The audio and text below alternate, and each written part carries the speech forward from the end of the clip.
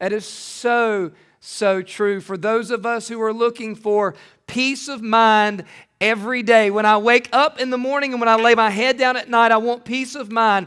The battle of the Christian life is the battle of the Christian mind. As the mind goes, listen, so goes the emotions and the affections and the will. Romans chapter 12, verse 2, the Apostle Paul writes, "Do not be conformed to this world, but be transformed by the renewing of your mind, that you may prove what is that good, acceptable, and perfect will of God." If you want to walk in the will of God and have peace of mind, then your mind better be being renewed. It is essential, the battle of the mind, for you to think rightly, act rightly, feel rightly, and ultimately walk in the will of God. Again, Solomon wrote in Proverbs 23:7, "As a man thinks in his heart, so is he."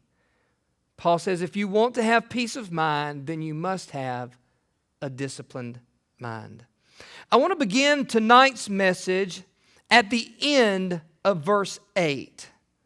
If you're taking notes, write this down. The importance of the battle, dwell upon. To fix your thoughts upon. To be preoccupied with these things.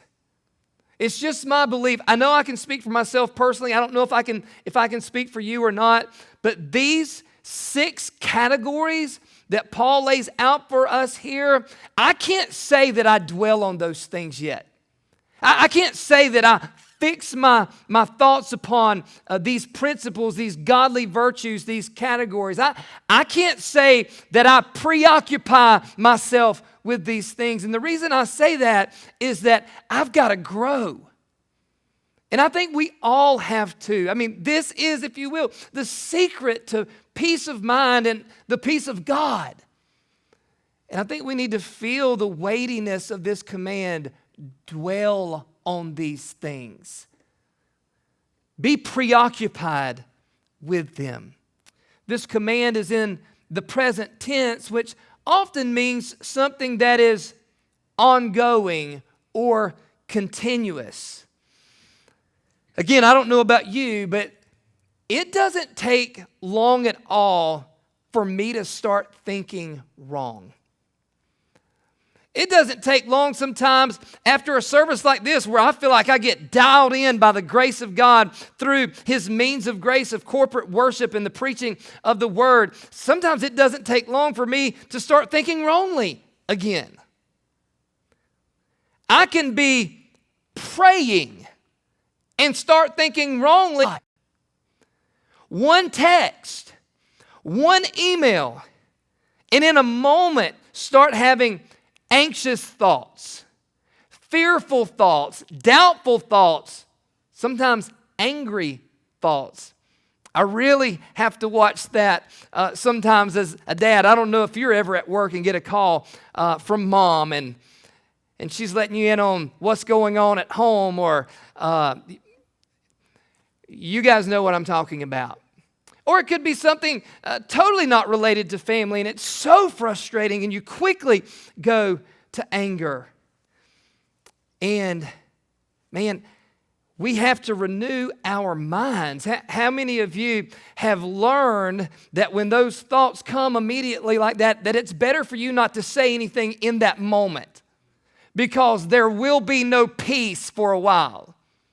And you've learned that if you can renew your mind, think on right things, that it tends to bring peace. So sometimes all it takes a call, text, email, and immediately we're thinking wrongly again. I hope you understand how intense this battle is going to be. If you're as spontaneous as those that I've mentioned, they identified with any of those things that I mentioned to you, how I want to summarize it is go to war. Go to war in the battle of your mind. That's what Paul's saying. If you want to beat it, dwell, meditate, fix your thoughts, be preoccupied with these categories that I'm going to give you, and it'll bring about the peace of God. So that's the importance of the battle. Oh Lord, help us to see how much more effort and zeal we need to give towards that. Number 2, let's look at the instructions for the battle of the mind. And this we started last week in verse 8, where Paul said, whatever things are true. We spent a majority of our time on that. Expanded upon to mean honorable, elevated, dignified. Think on whatever is honorable, elevated, noble, elevated, high road. And boy, I'd like to say to some people on social media that they would think this way before they hit post. I want to have high thoughts. I want to have dignity. I want my thoughts to be noble. When I deal with family situations, friend situations, let my thoughts be elevated. See if we could say it this way. Sometimes when someone acts in poor behavior, we're like, that was low down. This is what Paul's arguing against. We should not think like that. 3 verse 2 says, set your mind on things above, not on things of the earth, where Christ sits at the right hand of God. It's not just about taking the high road and having honorable thoughts and being noble. So, whatever is right. Right refers to that which conforms to the standard of God's holiness. Whatever is just or right that conforms to the standard of God's holiness. When you want something to be just and fair and right, you use a scale. Okay? So picture one of those scales and in the balance there, and imagine on one side of the scale, you have the standard of God's holiness. And what Paul is calling us to do here is to think about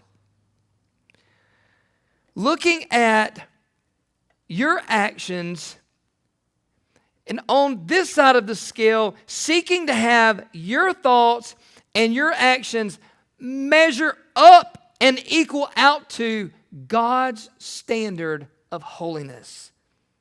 That's what Paul means when he says, whatever things are just and right, whatever things that measure up to God's standard of holiness.